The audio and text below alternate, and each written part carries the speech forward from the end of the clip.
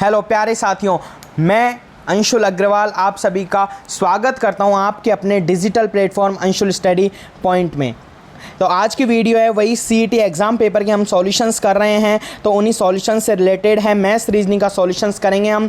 और आज कौन से पेपर का 28 सितंबर 2024 को, जो कि लास्ट शिफ्ट 4th की हम बात करें जिसमें एग्ज़ाम पेपर हुआ है, उस शिफ्ट के मैथ और रीजनिंग का सॉल्यूशंस हम करेंगे। और सीईटी 12th लेवल की अगर कोई स्टूडेंट तैयारी कर रहा है तो उसके लिए ये क्लास बहुत ही इंपॉर्टेंट होने वाली है, क्योंकि ऐसे as it is exam paper CET 12th का जो सीनियर सेकेंडरी वाला होगा सीईटी, उसमें ऐसे ही क्वेश्चंस आपको देखने को मिलेंगे। अगर स्टूडेंट इन वीडियोज़ को देखता है हमारी सॉल्यूशंस की, क्योंकि YouTube पर डायरेक्ट हम बात करें ऑप्शन टिक करने के कई वीडियो आपको उपलब्ध हो जाएंगी, लेकिन ऐसी वीडियो जिसमें कि फुल सॉल्यूशन आपको दिया जाएगा विद मेथड के साथ में कि किस प्रकार से इसका सॉल्यूशंस किया गया है मैथ्स और रीजनिंग के क्वेश्चंस का, वो आपको बताया जाएगा। ऐसी वीडियो अवेलेबल नहीं है, इसलिए इस वीडियो को आप देखकर ज़रूर जाएं, आपको बेनिफिट होने वाला है। ठीक है, तो हम क्लास की शुरुआत करें। और टेलीग्राम ग्रुप है अंशुल स्टडी पॉइंट के नाम से, इसको आप स्कैन कीजिए यहाँ से और ज्वाइन कर लीजिए। ज्वाइन करने से आपको बेनिफिट ये मिलेगा कि हर तरह की अपडेट सबसे पहले और सबसे सटीक आपको इस टेलीग्राम ग्रुप पर उपलब्ध करवा दी जाएगी। कोई भी एग्ज़ाम से रिलेटेड नोटिस होता है वह है, और सारी हम बात करें कुछ क्वेश्चंस क्विज़ के माध्यम से सारे इस टेलीग्राम ग्रुप पर अवेलेबल होते हैं। तो आप एक बार ग्रुप को ज्वाइन कीजिए जिससे कि आपको बेनिफिट हो। ठीक है, और ये वाली क्लास जो कि सीईटी ग्रेजुएशन पेपर का सॉल्यूशन मैंने सबसे सटीक करवाया है शिफ्ट 3rd का, यानी कि शिफ्ट 3rd वाला सॉल्यूशन है, मैं करवा चुका हूँ मैथ और रीजनिंग का। तो वहाँ से आप इस वीडियो को ज़रूर देख लीजिएगा, फुल सॉल्यूशन है, बिल्कुल आप एक बार देखिए ज़रूर वीडियो। अगर पसंद आए तो लाइक और शेयर ज़रूर करना। ठीक है, हम नेक्स्ट क्वेश्चन चलते हैं अपने क्वेश्चंस की तरफ। और चैनल को सब्सक्राइब करना, बस एक ये ज़रूर कर लेना कि चैनल को सब्सक्राइब कर लेना, आगे आने वाली अपडेट है वो आपको तुरंत मिल जाएगी। और बेल आइकन को ज़रूर प्रेस कर लेना जिससे कि तुरंत वीडियो का नोटिफिकेशन आप तक पहुंच जाए। ठीक है, अब हम चलते हैं अपने मैथ्स रीजनिंग के शिफ्ट 4th के क्वेश्चंस की तरफ कि कौन से क्वेश्चंस आए हैं, उनका सॉल्यूशन हम बताते हैं। ठीक है, तो फर्स्ट क्वेश्चन की हम बात करें, इसमें आया है कि एक स्कूल में लड़के और लड़कियों की संख्या का अनुपात हमें दिया है, कितना है 5:6 है, और लड़कियों की संख्या में 20% 30% की वार्षिक वृद्धि होती है। तो नया अनुपात हमें ज्ञात करना है। अगर आपने मेरी अनुपात समानुपात वाली क्लास नहीं पढ़ी है तो इसी चैनल पर Anshul study point YouTube channel पर अवेलेबल है, तो पूरी वीडियो आप देखिए, प्लेलिस्ट बनी हुई है, तो आपका बिल्कुल टॉपिक क्लियर हो जाएगा। ठीक है, तो अनुपात की हम बात करें तो देखें तो 5:6 है। क्या है 5:6? यहाँ क्या है, लड़के लड़कियों का अनुपात है। हम बात करें ये बॉयज़ हैं और ये गर्ल्स हैं। ठीक है, अब इनमें 20% और 30% की बढ़ोतरी होती है। कितनी?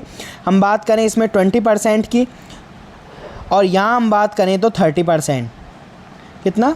30% है वो प्लस इंक्रीज़ होता है। तो अब हम क्या करेंगे, यहाँ अब 5 का हम 20% निकालें, इससे बढ़िया है हम दोनों तरफ ही क्या कर लेते हैं, इसको कर लेते हैं 10 से मल्टीप्लाई कर कितना हो जाता है 50 और 60, क्योंकि रेशो में कोई इफेक्ट नहीं पड़ता। ये क्या होता है, रिलेशन होता है, मैंने समझाया हुआ है अच्छी तरीके से, आप वीडियो जाकर देखिए। अब 50 का 20% है वो कितना हो जाता है 10 हो जाता है, और हम बात करें 60 का 30% कितना हो जाता है 18 हो जाता है। तो इनको हम क्या कर देंगे, प्लस कर देंगे, कहा गया है वार्षिक वृद्धि। ठीक है, तो प्लस करने पर ये कितना आ जाता है, ये हो जाता है 60 रेशो, और ये हो जाता है 78। अब हम इसे कैंसिल आउट करते हैं तो ये कितने से कैंसिल आउट हो जाएगा, 6 से करने पर ये 10 हो जाता है। कितना हो जाता है ये 10, और हम बात करें ये कितना हो जाता है 13। कितना हो जाता है 13। तो ये हमारा आंसर हो जाता है 10:13। तो ए ऑप्शन हो जाएगा। ठीक है, ए ऑप्शन को टिक हर यूट्यूब चैनल पर मिल जाएगा आपको, लेकिन सॉल्यूशंस कैसे हुआ है, कैसे आंसर आया है, ये आपको कोई नहीं बताएगा। ये आपको Anshul study point YouTube channel है, इस पर ही मिलेगा। तो आप ज़रूर इन वीडियोज़ को देखिए। शिफ्ट 3rd का मैं पूरा सॉल्यूशंस बता चुका हूँ, और शिफ्ट 4th का ही सॉल्यूशंस चल रहा है। ठीक है, अब हम चलते हैं अपने नेक्स्ट क्वेश्चन की तरफ। ठीक है, नेक्स्ट क्वेश्चन की हम बात करें तो नेक्स्ट क्वेश्चन कौन सा हो जाता है, ये 11 क्वेश्चन है। ठीक है, तो 11 क्वेश्चन में क्या कहा गया है, ये देखिए आप, यहाँ कहा गया है कि इनका मतलब यानी कि मीन्स दिया हुआ है और ये हमें सॉल्यूशंस करना है। तो क्या करेंगे हम 31 लिखेंगे, ये ऐसा शिफ्ट 1 में भी क्वेश्चन आया था, मैंने कहा था ना, इसीलिए CET 12th वाले ज़रूर इन वीडियो को देखें, बहुत ही बेनिफिट होने वाला है, आपके नंबर में ज़रूर इंक्रीज़ होगा, आपके नंबर ज़रूर बढ़ेंगे मैथ्स रीजनिंग में। तो ठीक है, अब इसका इंक्रीज वाले का मतलब क्या है, जोड़ है तो हम यहाँ लिख देंगे प्लस कर देंगे 81 एज इट इज़। फिर हम बात करें डॉलर के निशान की जगह क्या आएगा, भाग का, तो 9 भाग 9 हो जाएगा, और हम बात करें इसकी जगह क्या आएगा, माइनस आ जाएगा -7। अब इसका सॉल्यूशंस करना है, तो पहले बोर्ड मास का नियम के अनुसार क्या करेंगे, 9 का डिवाइडेशन करेंगे 81 में, तो कितना आ जाता है, 9 आ जाता है। 31 एज इट इज़ है, प्लस ये हो जाता है -7। ठीक है, तो कितना हो जाता है 31 + 9 40 में से 7 गए तो कितना आ जाता है 33। तो हमारा जो आंसर आ जाता है वो कितना आ जाता है 33। ए ऑप्शन इज़ राइट हो जाता है। ठीक है, आगे नेक्स्ट चलते हैं हम। और कोई भी डाउट होता है आपको कि कोई क्वेश्चन समझ में नहीं आता है, या फिर किसी भी क्वेश्चंस में आपको डाउट है, कोई भी पेपर में आया हो क्वेश्चन है, तो आप कमेंट कर सकते हैं, और नहीं तो हमारे टेलीग्राम ग्रुप है, इसको ज्वाइन कर लीजिए। इस पर आप किसी भी प्रॉब्लम है उसको साझा कर सकते हैं, आपका क्वेश्चंस का आंसर है वो उपलब्ध करवा दिया जाएगा। अब हम बात करें नेक्स्ट क्वेश्चन है जो कि हमारा मैथ्स और रीजनिंग का क्वेश्चन आया है, वो है हमारा 28 क्वेश्चन। कौन सा है, हम बात करें 28 क्वेश्चन है,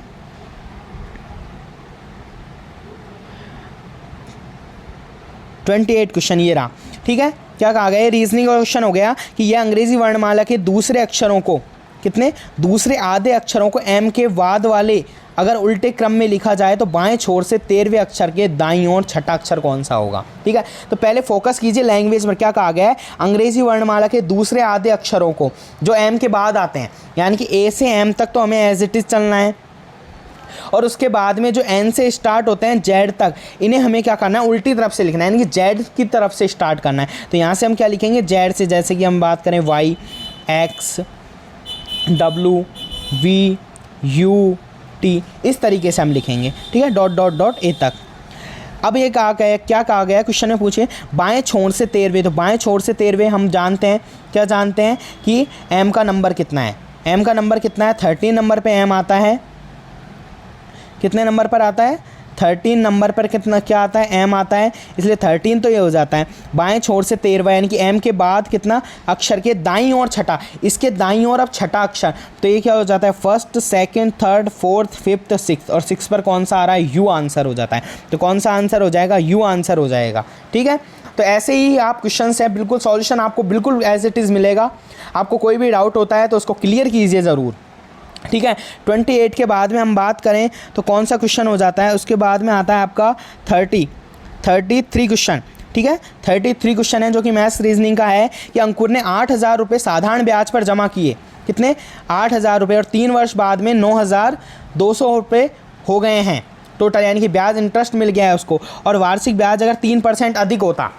अब ऐसे क्वेश्चन हैं मेरे सिंपल इंटरेस्ट मैंने जो पढ़ाया है, वीडियो प्लेलिस्ट बनी हुई है इसी चैनल पर। ठीक है, जाकर देखिए, ज़रूर आपको बेनिफिट मिलेगा है। ठीक है, तो वहाँ से आप देख लीजिएगा। तो मैंने बताया हुआ है, ऐसे अधिक होता है कि 3% अधिक होता है, और कितने साल तक, 3 साल तक, यानी कि 3% अधिक है, और कितने साल तक, 3 साल तक, यानी कि हम बात करें 9% और उसको ब्याज मिलना चाहिए। ठीक है, तो 9%, और साधारण ब्याज में क्या होता है कि मूलधन पर ही ब्याज मिलता है। तो हम यहाँ क्या करेंगे, 8,000 का हम निकालेंगे क्या, 9%। तो 8,000 का 9% कैसे निकालेंगे, 8,000 × 9/100, तो 00 से 00 कैंसिल, और यह हो जाता है 720। ठीक है, यानी कि 720 रुपये उसे और अधिक मिलने चाहिए थे। तो 9,200 में हम 720 प्लस करते हैं तो क्या आंसर आ जाता है, 9,920, यानी कि बी आपका क्या हो जाता है, करेक्ट आंसर हो जाता है। ठीक है, कोई भी डाउट होता है तो ज़रूर बताइएगा, और आपको ये वीडियो कैसी लगी है ज़रूर एक बार कमेंट कीजिए। और एक बात और ध्यान में रखना कि कौन सी शिफ्ट में आपके कितने नंबर आ रहे हैं, ये ज़रूर कमेंट कीजिएगा। कमेंट करना है आपको कि कौन सी शिफ्ट में आपके कितने नंबर आ रहे हैं, जिससे कि इस तरीके की पता चले कि कौन सी शिफ्ट ज़्यादा टाइट थी, हार्ड कौन सी थी। लेकिन मेरे अनुसार मैं बताऊं तो 4th शिफ्ट में मैथ और रीजनिंग के क्वेश्चंस हैं थोड़े अदर शिफ्ट से क्या आए हैं, थोड़े डिफ़िकल्ट, यानी कि एक लेवल के आए हैं। ठीक है, और आगे आपको पता भी चल जाएगा। ठीक है, अब हम 33 के बाद में आते हैं, सीधे हमारा मैथ्स और रीजनिंग का क्वेश्चन आता है 48। कौन सा हो जाता है, 48 क्वेश्चन। 48 क्वेश्चन है जो कि है ये मैथ्स का। ठीक है, क्या है कि 20% अंक प्राप्त करने वाले उम्मीदवार कितने 20% अंक प्राप्त करने वाले उम्मीदवार हैं वो 15 अंकों से असफल हो जाता है। ऐसी कंडीशन में मैंने आपको बिल्कुल अच्छी तरीके से पढ़ाया हुआ है। आप जब वीडियो देखोगे जाकर तो आपको एक बार ज़रूर ऐसा फील होगा कि एक बार पढ़ने के बाद में दोबारा पढ़ने की आवश्यकता नहीं है मैथ्स को, ठीक है। तो 20% अंक प्राप्त करने वाला उम्मीदवार 15 अंकों से असफल हो जाता है, यानी कि उसने क्या किया है 20% यहाँ से यहाँ तक क्या अंक प्राप्त किए हैं, और जबकि वह कितने अंकों से असफल रह रहा है, असफल रहने के लिए कितने 15 अंकों से वह असफल है, 15 अंक उसके असफल हैं, यानी कि ये क्या है पास का क्राइटेरिया है, ये क्या है पास का क्राइटेरिया। और यहाँ उसके कितने हैं 20% अंक, यानी किसी स्टूडेंट ने 20% अंक प्राप्त कर लिए और 15 अंकों से वह असफल हो जाता है। और लेकिन 42% अंक प्राप्त करने वाला अन्य उम्मीदवार, कोई अन्य कैंडिडेट है जो कि 42% अंक प्राप्त करता है, और 42% अंक प्राप्त करता है तो उत्तीर्ण अंकों से 12% अधिक होता है, ठीक है। तो 12% अधिक होता है, यानी कि कोई भी उम्मीदवार है उसने क्या किया 42% अंक प्राप्त कर लिए, ठीक है। अब 42% अंक प्राप्त किए और पासिंग मार्क्स से कितना अधिक है 12% अधिक, यानी कि ये वाले क्राइटेरिया हैं, ये कितना है 12%, ठीक है। समझ में आ गई। ये यहाँ से यहाँ तक कि हम लाइन की बात करें तो ये कितनी हो जाती है, ये 12% है, और यहाँ से यहाँ तक 40% है। तो ये बात ज़रूर समझ में आ गई होगी आपको कि ये जो क्राइटेरिया बचा है ये 30% का है, यानी कि ये कितने हैं 30% मार्क्स हैं, और ये 30% मार्क्स कितने हैं 20% प्लस 15। तो यहाँ से हम बात करें तो 10% की जो वैल्यू है वो कितनी आ रही है 15 आ रही है। देखिए ये अगर समझ में आ गया तो मतलब क्वेश्चन पूरा समझ में आ गया कि जो उसने कहा है वैसे ही कि हमने 42% क्या है अन्य उम्मीदवार का पासिंग मार्क्स है, जो उसने पासिंग मार्क्स से 12% अधिक प्राप्त किए हैं, यानी कि 30% क्या है पासिंग मार्क्स हैं।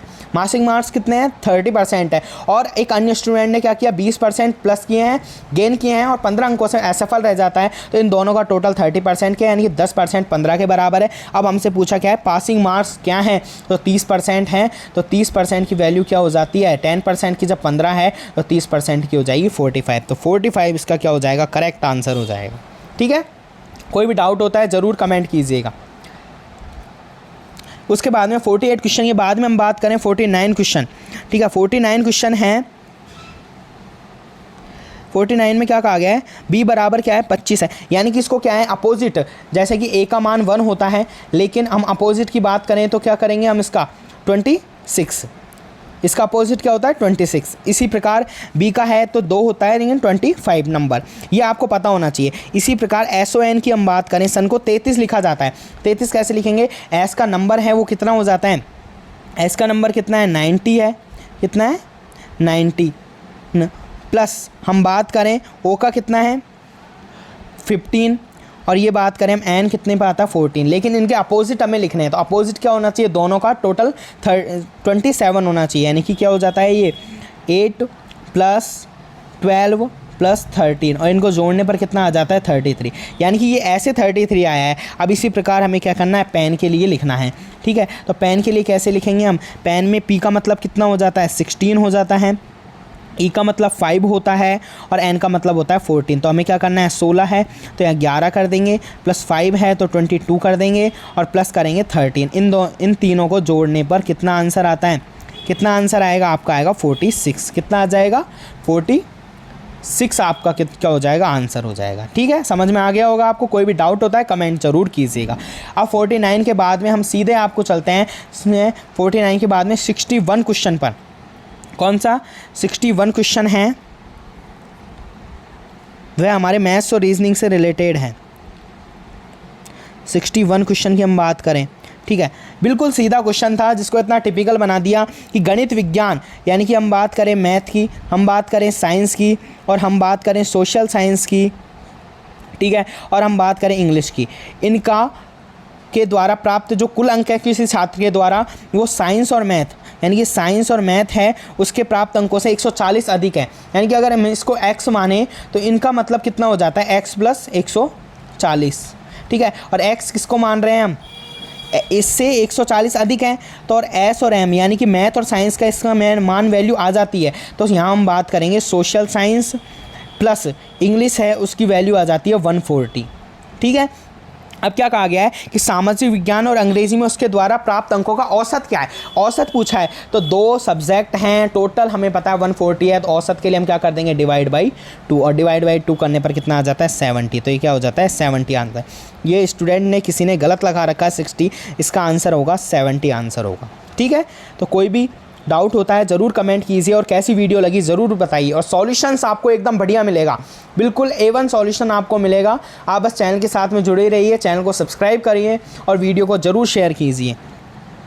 61 क्वेश्चन के बाद में हम बात करें तो मैथ्स रीजनिंग का हमारा आ जाता है 74 क्वेश्चन। कौन सा क्वेश्चन? 74 क्वेश्चन की हम बात करें, ये रहा रीजनिंग से रिलेटेड क्वेश्चन है ये। इसमें क्या है, इसमें हमें ये आकृति बतानी कि इस जगह आकृति कौन सी आएगी। तो हम यहाँ बात करें तो ये त्रिभुज है, यानी कि 3 आकृति है। यहाँ हम बात करें तो क्या है 4 हो जाता है, 1 मिनट, यहाँ क्या है 3 है, यहाँ 4 है, और यहाँ क्या करेंगे हम 5 है। ठीक है, हम आकृति की बात करें तो हमें एक कन्फर्म एक चीज़ तो पता चल गई कि अब जो आकृति आएगी वो 6 भुजा वाली आएगी। कौन सी? 6 भुजा वाली आकृति है, वो हमारे पास में आएगी। तो यहाँ 5 भुजा है, तो ये कैंसिल हो जाता है, ये 3 भुजा है कैंसिल। अब हमारे पास में 2 ऑप्शन बचते हैं, बी और सी। ठीक है, अब हमें अंदर की बिंदियों पर ध्यान देना है। यहाँ कितनी है? 4 बिंदी है, यहाँ 3 बिंदी है, इनकी जहाँ 3 थे वहाँ 4 हैं, जहाँ 4 हैं वहाँ 3 हैं, तो हमें अपोजिट करना। अब यहाँ कितनी बिंदियाँ हैं? 6 हैं, गिनिए आप कितनी है? 6। तो 6 है तो यहाँ पर क्या आ जाएंगी? 5 आ जाएंगी। तो क्या आ जाएंगी? अंदर 5 बिंदियाँ आएंगी। टोटल करते हैं हम तो सी ऑप्शन क्या हो जाता है? राइट हो जाता है। ठीक है, तो ऐसे हमको दिमाग लगा कर चलना है बस। ठीक है, अब 74 के बाद में हम बात करें तो सीधा हमारा क्वेश्चन आता है 96, जो कि मैथ्स रीजनिंग से रिलेटेड है। ठीक है, तो मैथ रीजनिंग का 96 क्वेश्चन की हम बात करें, बहुत ही अच्छा क्वेश्चन है। इसमें अगर आपने इस सॉल्यूशन की हम बात करें, इसमें जो बैठक व्यवस्था है, इसमें अगर आधा क्वेश्चन भी सॉल्यूशन कर लिया ना, तो आपका ये मान लो पूरा जो आंसर है वो निकल कर आ सकता था। ठीक है, पर कई स्टूडेंटों ने गलती की थी इस क्वेश्चन में। क्या कहा गया है कि ABCDFGH 8 मित्र हैं, वृत्त के चारों ओर केंद्र करके मुँह खड़े हैं। हम बात करें कि यहाँ हैं, जैसे कि 8 की हमने व्यवस्था कर दी है। ठीक है, ये 8 कैंडिडेट हमने बैठा दिए हैं। ठीक है, अब ये क्या है? आवश्यक रूप से क्रम में नहीं है। ठीक है, ये जो कहा गया है इसमें ये देखिए कि C, E और F के मध्य हैं। जो लास्ट में लिखा हुआ है कि C क्या है? E और F के मध्य में है, तो C को हमने कहाँ कर दिया? E और F के मध्य में। लेकिन हमें ये पता नहीं है यहाँ E आएगा, यहाँ E आएगा। ये E और F के मध्य में है, ये पता है। लेकिन क्या कहा गया है कि F है वो B के ठीक दाईं ओर है।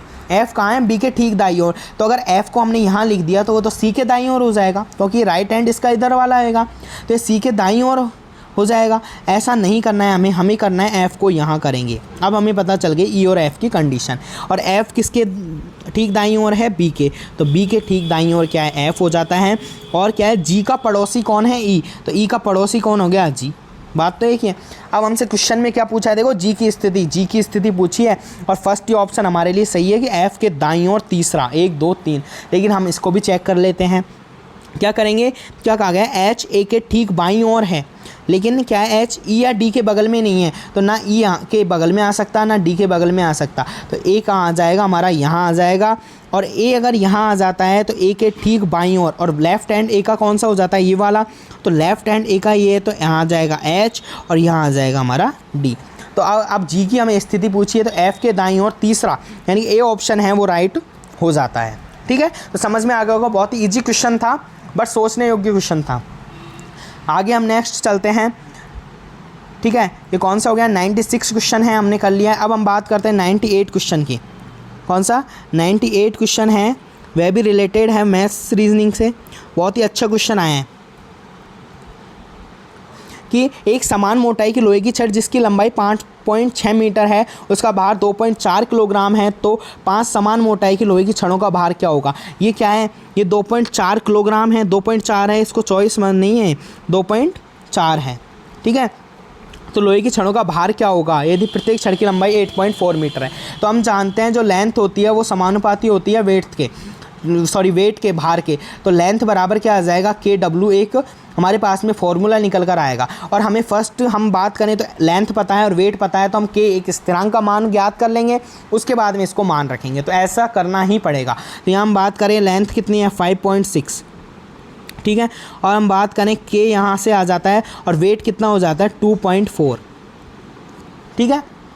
अब यहाँ से के का मान हम बात करें तो कितना निकल कर आता है 5.6 अपॉन में 2.4, यानी कि हम बात करेंगे कितना हो जाता है 14/6 है। कैलकुलेशन है, आप कैलकुलेशन करिए, ज़रूर समझ में ज़रूर आएगा आपके, ठीक है। 14/6 हो जाता है। अब हमारे पास में क्या 8.4 मीटर तो है, ठीक है, लेंथ। तो यहाँ से क्या करेंगे 8.4 मीटर लेंथ हो गई। अब हमें मान चाहिए किसका W का, तो K को हम अपोजिट में कर देते हैं और अपोजिट में करने पर 14 नीचे की तरफ आ जाएगा, 6 ऊपर की ओर हो जाएगा और ये हमारा क्या हो जाएगा वेट, ठीक है। यहाँ से हम बात करें तो क्या आ जाता है 0.6 यानी कि 3.6, वेट कितना आया 3.6। अब ये 3.6 जो वेट है वो कितना आया है, एक छड़ का आया है, जबकि हमारे पास में छड़ कितनी है 5 है, तो 5 से इसको मल्टीप्लाई करेंगे, मल्टीप्लाई करने पर आंसर आ जाता है 18 किलोग्राम। तो ऐसा कोई सॉल्यूशंस ऐसे करके कोई नहीं बता रहा आपको यूट्यूब चैनल पर, मात्र Anshul study point YouTube channel एक ऐसा है जो आपको इस तरह का सॉल्यूशंस बता रहे हैं। और ये सॉल्यूशंस आपको आने वाले एग्जाम में बहुत फ़ायदेमंद होगा। चाहे आप सीईटी की मैं बात करूँ, 12th लेवल के एग्ज़ाम दोगे उसमें क्वेश्चंस ऐसे ही देखने को ज़रूर मिलेंगे, क्योंकि कोई लेवल नहीं होता मैथ्स रीजनिंग के क्वेश्चंस का है, वो इस 12th लेवल में भी ऐसे ही क्वेश्चंस आपसे पूछे जा सकते हैं, ठीक है। अब हम बात करेंगे 98 क्वेश्चन हो गया, उसके बाद में हम बात करें, कोई भी डाउट होता है ज़रूर बताइए, आप कमेंट कीजिए और हमारे टेलीग्राम ग्रुप को ज़रूर ज्वाइन कर लीजिएगा, जिससे कि आपको कोई भी दिक्कत होती है तो उसमें आप कमेंट कर सकते हैं और साथ ही मैं बताऊं उस पर सभी तरीके की अपडेट आप पा सकते हैं। हम बात करें 103 नंबर क्वेश्चन की मैं बात करूं तो यहाँ क्या लिखा हुआ है एक्स का नंबर ज़रूर याद रखना चाहिए। जब भी हम रीजनिंग के क्वेश्चंस करते हैं तो अंग्रेज़ी वर्णमाला हमें पूरी तरीके से आनी चाहिए, यानी कि ए से जेड तक कौन से नंबर पर कौन सा वर्ड आएगा ये ज़रूर पता होना चाहिए। तो एक्स की हम बात करें तो कितना होता है 24 और जेड होता है 26, ठीक है। और यहाँ हम टी की बात करें तो ये 20 हो जाता है और यू कितने पर आता है 21, यहाँ क्या हो जाता है 16 और ये हम बात करेंगे एल 12 पर और ये 11 पर।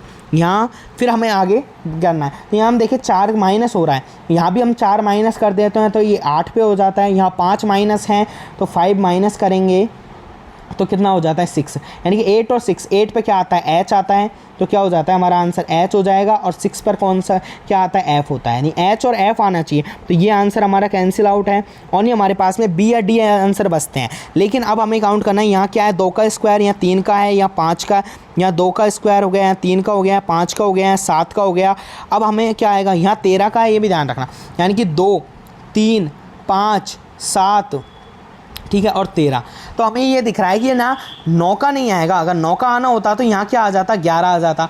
तो क्या हो गई, ये अभाज्य संख्याएं हैं सभी, तो 7 के बाद में जो अभाज्य संख्या आती है वो आती है 11, यानी कि 11 का क्या करेंगे हम स्क्वायर, और 11 का स्क्वायर होता है 121। तो ये आंसर हो जाएगा आपका डी वाला आंसर हो जाएगा। ये स्टूडेंट यही गलती करता है सबसे बड़ी, वो 7, 2, 3, 5, 7 जब देखा तो डायरेक्ट 9 का स्क्वायर कर 81 किया और एग्जामिनर ने भी इससे गलती करने का प्रयास ज़रूर करवाया है, ठीक है।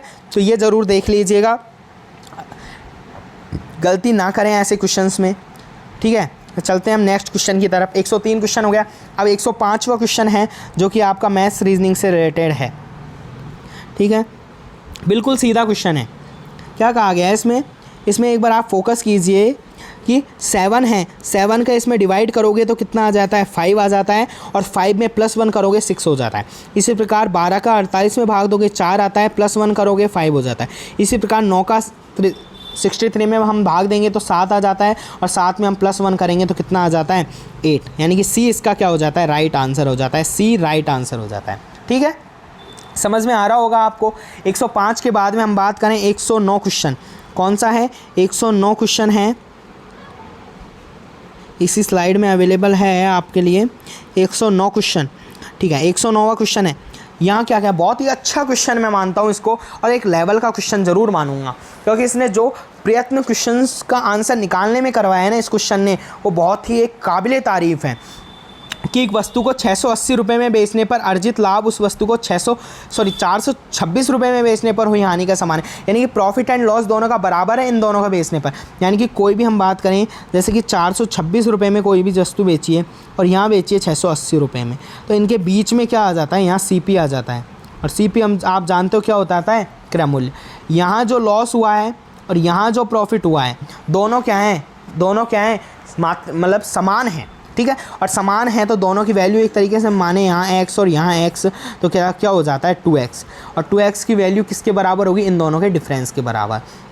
तो यहाँ से 2x है तो इनका डिफरेंस कितना आ जाता है 254, ठीक है। तो x की वैल्यू कितनी आ जाती है 127, और 127 है। अब हम क्या करेंगे, इसमें प्लस कर देंगे 127। अगर हम प्लस करते हैं यहाँ तो ये जो CP की वैल्यू है, CP कितना आ जाता है 553, यानी 553 हमारे पास में CP आ गया। अब हमसे आगे क्या कहा गया है, क्रय मूल्य के 50% का आधा, पूरा दिमाग है इस क्वेश्चन में लगा दिया गया है, ठीक है। तो अब हमें क्या करना है,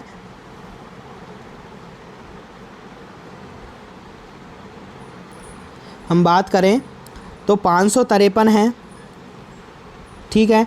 इसका 50% यानी कि 50/100 करेंगे और करेंगे आधा 1/2, तो यहाँ से ये भी 1/2 हो जाता है, यानी कि 553 में हमें भाग देना है किसका, 4 का, और 4 का भाग देने पर जो आंसर आएगा वो कितना आ जाता है 138.25 है, वो आंसर हो जाता है। ये C आंसर है, आपका करेक्ट आंसर होगा। तो बहुत ही अच्छा क्वेश्चन था, बस समझने वाली बात यहीं से थी कि लॉस और प्रॉफिट को बराबर करना है, और दोनों बराबर हैं तो दोनों को प्लस करके इन दोनों की वैल्यू के बराबर करना है, ठीक है। समझ में आ गया होगा, और कोई भी डाउट होता है तो कमेंट ज़रूर कीजिएगा आप। 109वां क्वेश्चन हमने कर लिया, इसके बाद में आता है 118 क्वेश्चन। कौन सा, 118 क्वेश्चन है जो कि हमारे मैथ्स रीजनिंग से रिलेटेड है। 118 क्वेश्चन की हम बात करें, बहुत ही अच्छा क्वेश्चन है ये भी, कि एक गोले का व्यास है वो 8 सेंटीमीटर और इसे पिघलाकर 4 mm व्यास के तार में खींचा जाता है। गोले का आयतन क्या होता है और तार कैसा होता है, तार होता है बेलनाकार, तो बेलन के आयतन की हमें ज़रूरत पड़ेगी। तो दोनों का ही हम आंसर निकालेंगे, कैसे करेंगे, गोले का व्यास है तो गोले का आयतन होता है 4/3 पाई r³। तो r कितना हो जाता है, व्यास 8 है तो व्यास का आधा क्या होता है, त्रिज्या, तो क्या हो जाता है 4। तो यहाँ से हमें पता चलेगा 4 का कर देंगे हम क्यूब, ठीक है। अब इज इक्वल टू में इसके बराबर होगा ये, क्योंकि हमने यहाँ से तार की लंबाई चाहिए, ठीक है। तो पिघलाकर जब 4 mm व्यास, 4 mm का मतलब है 1 सेंटीमीटर में कितना होता है, 1 सेंटीमीटर में होता है 10 mm, ये ज़रूर ध्यान रखना। क्या ध्यान रखना, 1 सेंटीमीटर में होता है 10 mm, ठीक है। तो क्या करेंगे हम, यहाँ क्या करेंगे, पाई r², r कितना हो जाता है 2 mm, क्योंकि यहाँ व्यास कितना वो दिया हुआ है 4 mm है तो 2 mm, और 2 mm का मतलब कितना हो जाता है 0.2 सेंटीमीटर में हमने चेंज कर लिया है इसको, ठीक है। और स्क्वायर हो जाता है स्क्वायर, और h यानी कि हाइट, हमें तार की लंबाई चाहिए। तो यहाँ से हम देखें तो पाई से पाई कैंसिल आउट हो जाता है। अब हम यहाँ से मान निकालते हैं तो कितना आ जाता है, ये आ जाता है 4 × 4 का क्यूब है, हम डायरेक्ट लिख देते हैं इसको, कितना होता है 4 का क्यूब, 4 का क्यूब होता है 64, अपॉन में क्या आ जाता है 3 हो जाता है। और 0.2 का स्क्वायर की हम बात करें, नीचे की ओर आएगा, ये क्या हो जाता है 0.04, और इसकी अब हम यहाँ से पॉइंट को हटाते हैं तो कितना आ जाता है 10⁻² पर चला जाता है, ठीक है। और ये 4 से क्या हो जाता है 4 कैंसिल आउट। तो यहाँ से आंसर आ रहा है आपका 6400 में हमें भाग देना है 3 का, और 3 का भाग देने पर कितना आ जाएगा, 6400 में जब भाग देंगे हम 3 का तो ये आंसर आएगा आपका 21331/3 सेंटीमीटर। तो ये कौन सा आंसर है, बी ऑप्शन आपको करेक्ट होगा। क्या होगा, बी ऑप्शन इज़ राइट होगा। तो ये बहुत ही अच्छा क्वेश्चन था, बस समझने वाली बात थी कि गोले का व्यास है तो गोले का आयतन यूज़ करना है, और तार है वो बेलनाकार होता है, तो इसीलिए हमें क्या करना है, बेलन के आयतन का यूज़ करते हुए हाइट निकालनी है, लंबाई निकालनी है। समझ में आ गया। अब 118 क्वेश्चन के बाद में बात करें तो 130वां क्वेश्चन है, जो कि 130वां क्वेश्चन है वो ही मैथ्स रीजनिंग से रिलेटेड है, तो उसको हम कर लेते हैं। और शिफ्ट थर्ड के मैथ्स रीजनिंग के सॉल्यूशन हैं जो मैंने कहा इसी यूट्यूब चैनल पर करवा दिया है, तो वहाँ से आप देख लीजिएगा अगर शिफ्ट थर्ड में किसी ने पेपर दिया है। और शिफ्ट फोर्थ का सॉल्यूशन है, ये चल रहा है, ठीक है। तो यहाँ रीजनिंग का क्वेश्चन आ जाता है, और रीजनिंग का क्वेश्चन आ जाता है क्या है कि शिवानी की बहन ऋतु की माँ कविता है। बस यहाँ ध्यान में रखना है, क्या रखना है कि शिवानी की बहन है, तो शिवानी है, इसकी बहन कौन है, ऋतु है, तो शिवानी की बहन कौन हो जाती है, ऋतु, और ऋतु की माँ कौन है, कविता, तो कविता है इसकी माँ है, यानी कि शिवानी ऋतु बहन है और इसकी माँ हो जाती है कविता। अब क्या कहा गया, कविता की बहन है नेहा, तो नेहा क्या है, कविता की बहन है। और नेहा की माँ कौन है, नेहा की माँ है माया। अब हमसे पूछा क्या है कि नेहा का ऋतु से क्या संबंध है। ऋतु का संबंध किससे पूछा है, नेहा से। तो अब हम देखें तो शिवानी और ऋतु दोनों क्या है, बहन है। और ऋतु की माँ कौन है, कविता। तो ऋतु की माँ कविता, और कविता किसकी बहन है, नेहा की। तो माँ की बहन क्या लगी, माँ की बहन लगेगी मौसी। तो ये रिलेशन किसका आता है, मौसी का। इसमें क्या आ जाता है, रिलेशन आता है मौसी का। यानी ए ऑप्शन क्या होगा आपका, राइट होगा। क्या होगा, ए ऑप्शन क्या हो जाएगा, राइट हो जाएगा। ए ऑप्शन इज राइट हो जाएगा 130वें क्वेश्चन में। ठीक है, समझ में आ गया होगा। ब्लड रिलेशन वाले क्वेश्चंस थे। उसके बाद में हम बात करें 132वां क्वेश्चन है, ये लास्ट क्वेश्चन आपका इस मैथ रीजनिंग से रिलेटेड है। तो यहाँ हम बात करें तो एक व्यक्ति पूर्व दिशा की ओर मुख करके खड़ा हुआ है। हम जानते हैं यहाँ नॉर्थ होता है, यहाँ साउथ होता है, और यहाँ हम बात करें यहाँ ईस्ट और ये वेस्ट है। अब ये व्यक्ति है जो पूर्व की ओर मुख करके हुए खड़ा हुआ है। अब क्या है, 135 घड़ी की दिशा में, यानी कि क्लॉकवाइज चलेंगे हम उसको प्लस करते हैं, और एंटी क्लॉकवाइज चलते हैं उसको क्या करते हैं, माइनस करते हैं। ठीक है, यहाँ हम प्लस करते हैं, माइनस करते हैं। तो अब हम क्या करेंगे, 135 है वो तो क्या हो जाता है प्लस, और एंटी क्लॉकवाइज कितना है 180 डिग्री। तो यहाँ से हमें ये पता चला कि -45 डिग्री वो क्या है कि अपोजिट, एक तरीके से -45 का मतलब है कि वो डायरेक्शन क्या है, उल्टी डायरेक्शन में, अपोजिट डायरेक्शन में वो क्या है 45 डिग्री घूमा है। यहाँ से यहाँ होता है 90 डिग्री, तो ये कितना हो जाता है 45। अब ये वाली डायरेक्शन में है वो, और ये वाली डायरेक्शन यहाँ हो जाती है, और यहाँ का मतलब क्या हो जाता है नॉर्थ ईस्ट, और नॉर्थ ईस्ट का मतलब उत्तर पूर्व। तो ये आपका सी राइट आंसर हो जाएगा। क्या हो जाएगा, सी राइट आंसर हो जाएगा। तो ये सारे क्वेश्चंस हैं जो कि मैथ्स रीजनिंग से रिलेटेड थे, मैंने आपको करवा दिए हैं। और कोई भी डाउट अगर आपको होता है तो ज़रूर कमेंट कीजिएगा, और शिफ्ट थर्ड वाली क्लास ज़रूर देखिएगा। ये वाली क्लास मैथ और रीजनिंग के सॉल्यूशंस की फुल सॉल्यूशंस मैंने बताया हुआ है, और ऐसा ही सॉल्यूशन शिफ्ट 4 की क्लास में, इस वाली क्लास में मैंने आपको बता दिया है। कौन सी, शिफ्ट 4 में आपको बता दिया है। तो बस आपको करना है, टेलीग्राम ग्रुप को ज्वाइन कर लीजिए, जिससे कि हर तरह की अपडेट आपको मिल जाए। और साथ ही मैं कहूँ चैनल को ज़रूर सब्सक्राइब कीजिए, और वीडियो को ज़्यादा से ज़्यादा शेयर कीजिए, जिससे कि 12th CET वाले स्टूडेंट इन वीडियोस को देखकर आगे हैं, वो आने वाली एग्ज़ाम के लिए बहुत ही इम्पोर्टेंट ये वीडियो होने वाली है। ठीक है, तो आज की क्लास है उसको हम यहीं समाप्त करते हैं। ये वीडियो आपको बहुत ही पसंद आया होगा, ज़रूर कमेंट कीजिए, और आपके किस शिफ्ट में कितने नंबर आ रहे हैं ये ज़रूर बताएं। ठीक है, आज की क्लास को यहीं समाप्त करते हैं। जय हिंद, जय भारत।